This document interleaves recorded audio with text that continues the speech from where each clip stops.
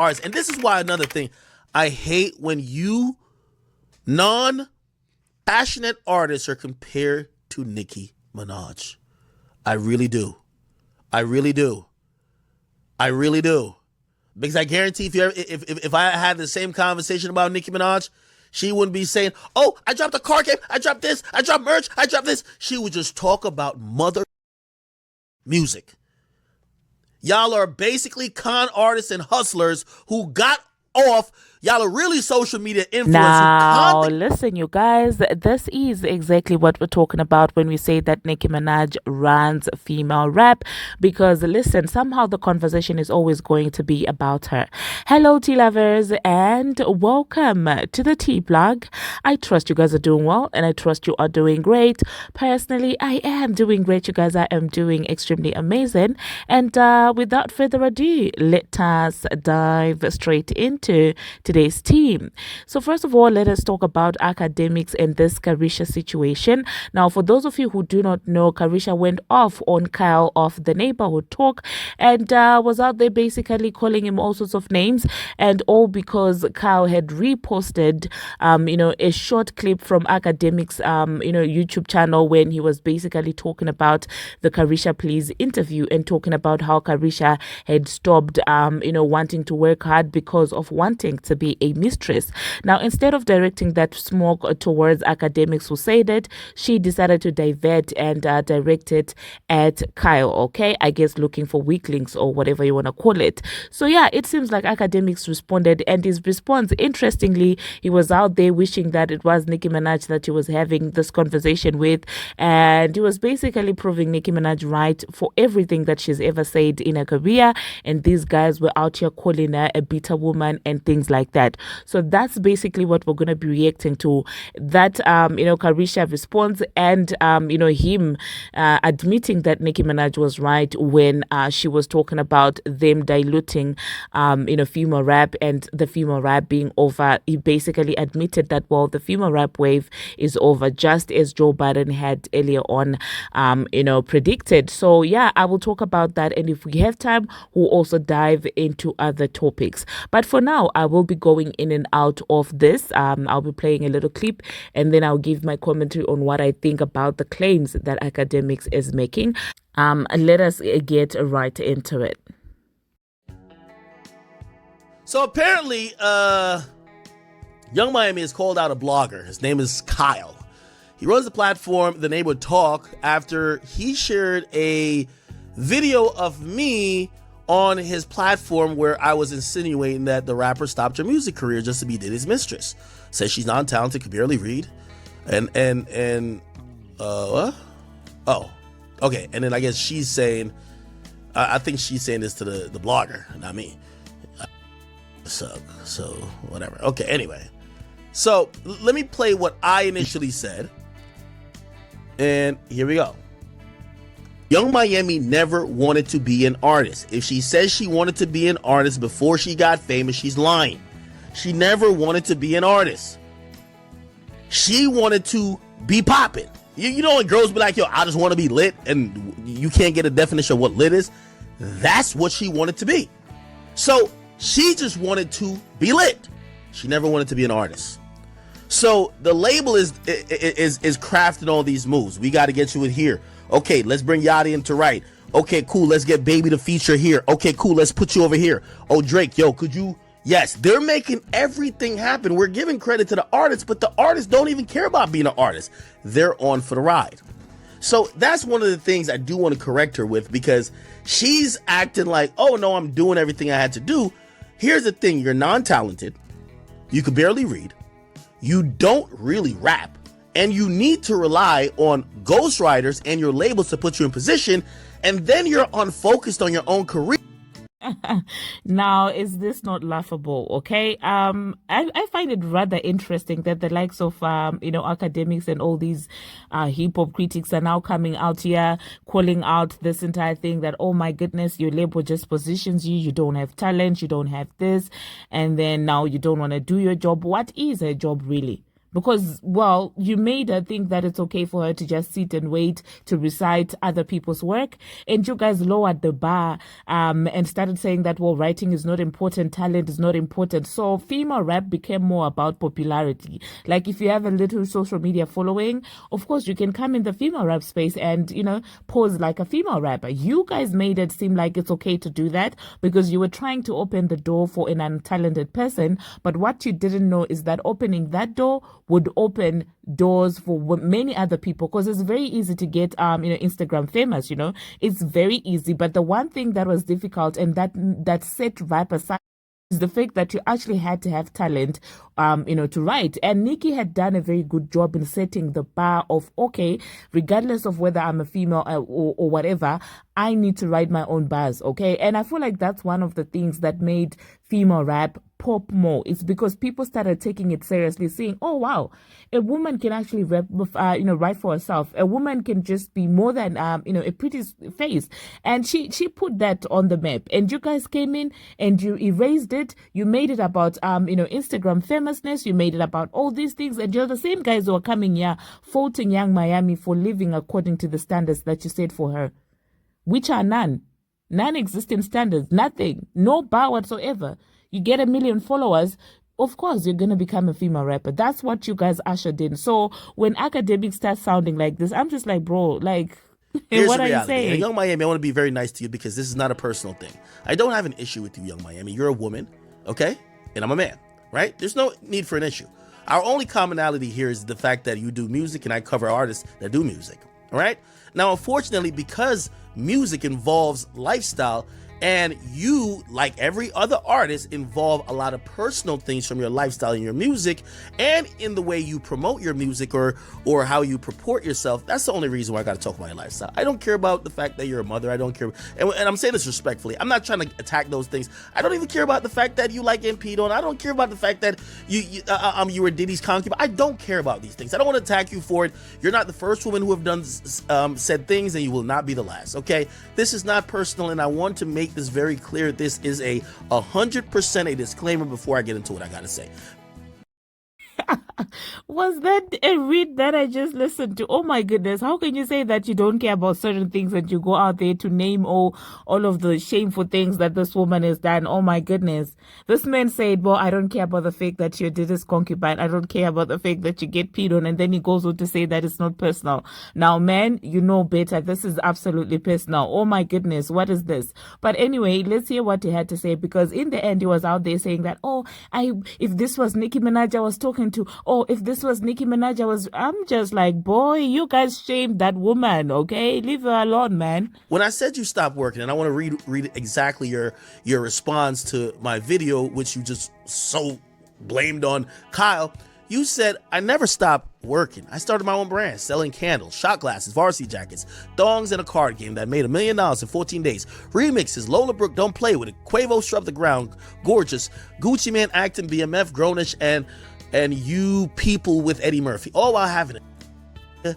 I said it wasn't no money in the group. Now, I want to continue this rant by saying that from here on out, I will stop calling what you have a record deal. I'm going to call it a loan. So let me get this clear. You got a hefty loan, and they're spending because there's an overhead, because it's a lower overhead for Yachty than the City Girls. You don't think so? And who you think is more profitable? Well, you have to remember, it's two women, glam teams, travel. They have to move like divas. You can't just fly them on Spirit. It doesn't work like that, right? So let's get down to it. So you basically have a hefty loan, and basically when I say you stopped working, ma'am, I didn't say you didn't do anything. But you started doing only the things that behooved you and behooved your relationship, because that was your focus. So when I said you stopped working on music. Yes, I do agree. You stopped doing the obligations, because here's the thing as an artist, when you sign a loan, I'm going to keep saying a loan, you're expected to be involved in the promotion of said music that loan is paying for. The overhead that loan is going to also, actually additional loans that's paid for. You're supposed to work your music. So you know what I noticed about the first half of what you said. And by the way, I just want to again bring down the energy because I know I'm talking to a woman, not here to disrespect you. I know you're a mother. I know you are many different titles. Not here to call you out your name either. Okay? This is not back and forth. This is not personal. I'm telling you what they all should have told you, and they tried to tell you, but in the nicest way. Okay, listen, I'm no fan of Caresha, but can we just take a moment to realize that Academics has all this energy when addressing Caresha not doing music, but zilch when it comes to the Transformer. When in reality, if we're gonna call these record, deals, loans and things like that, the Transformer got the biggest loan of all time, like literally the biggest loan of all time. I'm sure at some point they hired people to teach her to enunciate words, okay? That even the reciting, they had to teach her to do that. In my own opinion, okay? But these men don't have the same smoke for the Transformer. These people don't want to address the root of the problem. What happened for record labels to start investing in female rappers that don't have talent like this? What happened first? Nobody wants to talk about that. Everybody wants to have the smoke for Caresha. But the real root cause, you applaud saying that, well, she opened doors for more female rappers. She opened doors for female rappers. No, she opened doors for mediocrity. And you guys are not ready to address the actual conversation, the actual problem. You're not ready to have that conversation. So now you're just going around, attacking the results of the root cause. But the root cause, you guys know it. And it's Pacific and the Transformer, in my own opinion. Okay? You notice what you didn't say here? You say you start your own brand. You start doing this. You start doing that. You start doing this and that and third. Everything that ain't music. You finally get to a little bit of music, then you get into some acting stuff. Then you said, like I said, there was no money in the group. How would I feel? I just gave you a hefty loan. Now that you've collected the loan, and I'm hoping that I built you as a star. I built you. I got the writer. They wrote you the song. Act up. You didn't change one line. Not one word. That's a fact. We got the people to give you the look. We gave you every single thing, the building blocks to your success. We literally serve it up on a silver platter. Only for you, who claim that you were the person that the music represented, a city girl, to go fall in love and then say there's no more money in music. Think about it. We gave you a loan. You don't care about repaying it no more. Because repaying it means you got to keep working the music, not selling candles, not making a card game. Because here's the thing, and this is the reason exactly why you get somebody like Leo Cohen, who's now at YouTube, but he's the one who introduced he's given the credit for introducing the 360 deal. Because you know how upset you would be if you gave an artist $5 million, and after they collected $5 million, you're hoping to you gave them $5 million in 3 years. By the way, these aren't the accurate numbers. I'm just making these up. If you gave an artist $5 million in 3 years, but you hope to collect, let's say $8 million in 10 years, you've only collected 2 in those 5 years. And that artist says, I'm done working. Ain't no more money in it. I'm out of here. You would feel fleeced, wouldn't you? That's why they introduced the 360 deal. Because with everything you're mentioning, P's not getting a cut. QC ain't getting a cut. You selling candles? Sell some music. You selling shot glasses? How about you sell a single? You selling varsity jackets? How about you sell an EP? You selling dogs? What a tour ticket. That's how they're looking at you. So when I talk about you stop working at what made you famous. What even got you in the room with Diddy in the first place? What got you at that party? You talked to, was that in that big broad back silver back when you did the interview? What got you in that goddamn room? What got you in that goddamn room was the fact that your label made you with Play-Doh. That's it. So you have all the opportunities to meet the love of your life, get flown. Your record label made you with Play-Doh? Well, this is exactly what we have been talking about, okay? You guys, the likes of Akademiks, what's his name again? Joe Budden, okay? A lot of you guys sat there and said, it doesn't matter who writes, it doesn't matter if you don't write, okay? You're still a good female rapper as long as you can sell records that you know very well can be payolified. You sat there and you guys ushered in mediocrity, and now you want to sit and cry and be out here holding Caresha to these standards that are non-existent. You destroyed the standards. You made it seem like it's okay, even if you don't have a passion for rap. It's okay to come in, and pose as a female rapper as long as you've got a record label that's willing to spend money on you. You made it that way. So I don't understand this sudden smoke that Ag has for Caresha. Like, why is all the smoke for Caresha when half the female rappers who came after Nicki Minaj, after the Transformer actually, half the female rappers that came after the Transformer are the way that Caresha is? No buzz, no talent, no passion. And because you're out there signing people that don't have passion, when something else that's more like that has more money comes in, of course they're going to move there. Of course, they're going to go there. Do you understand what? Because it's not about passion. Why would you want Caresha to hold on to like female rap when you knew very well when she came in the game, it wasn't about her having a passion. She was trying to look for money. And now if Diddy is offering more money, she's going to go that way because that's where the money is. Because you knew from the get-go that, well, the girl is not passionate about female rappers. So when it stops popping, she moves on to the next big thing.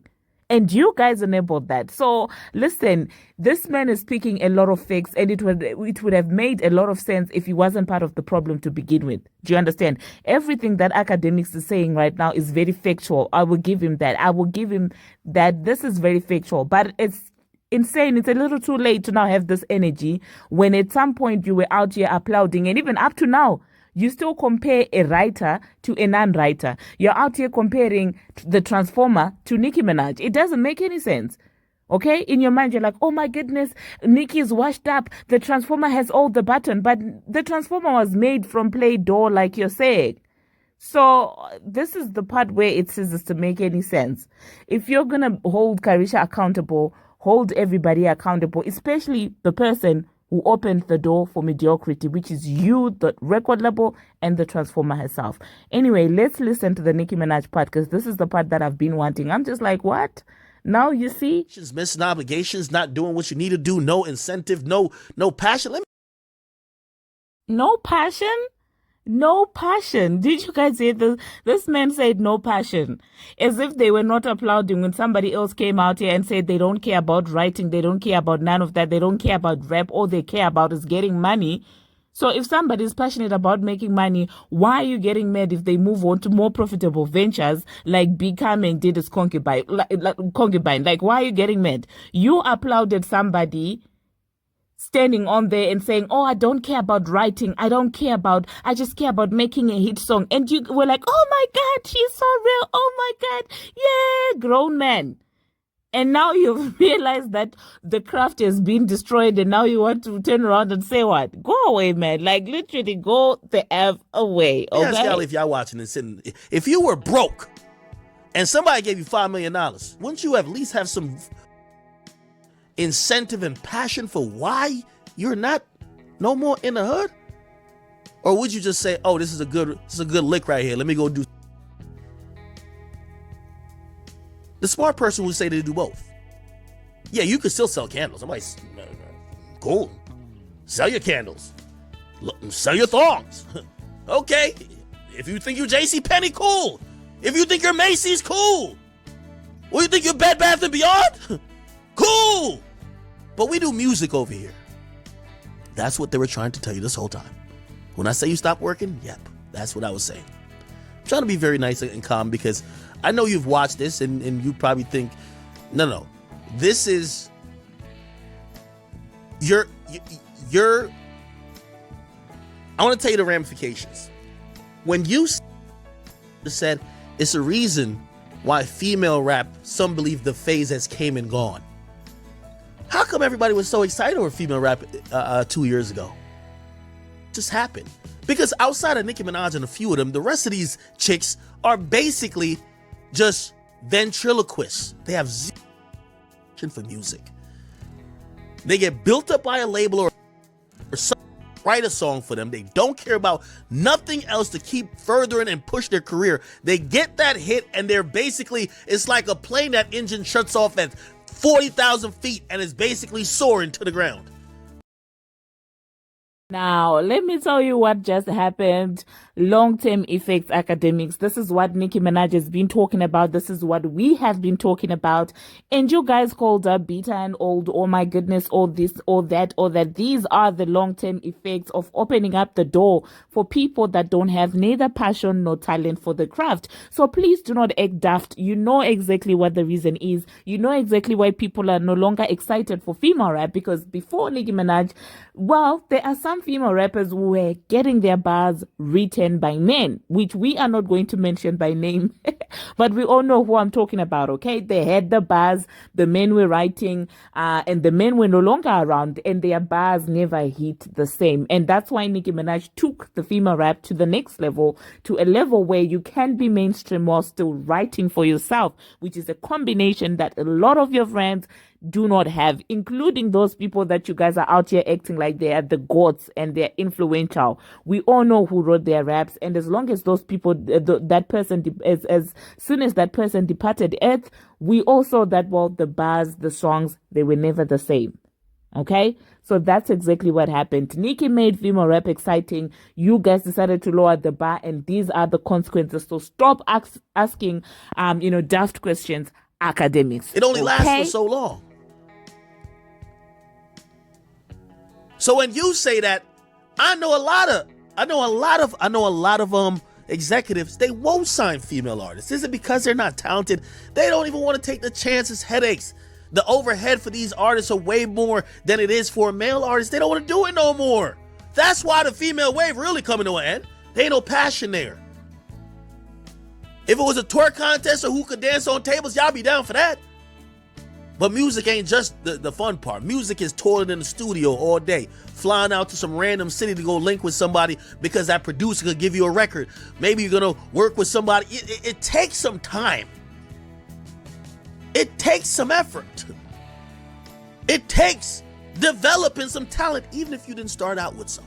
Because I do know a couple of artists who they basically couldn't write their name at first. But now they could kind of write a verse.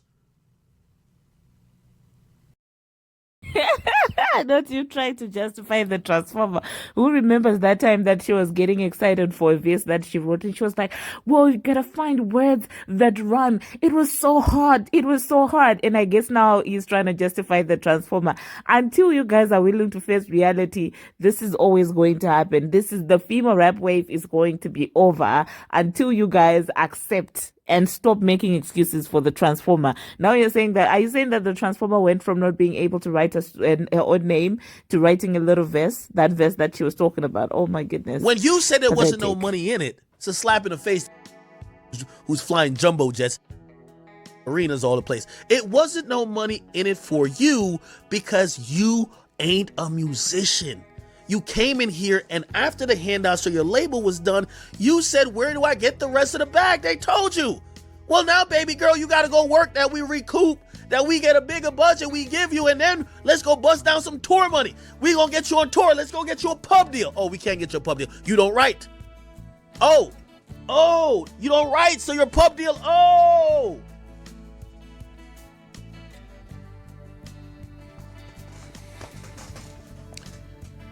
Stop treating music like a lick.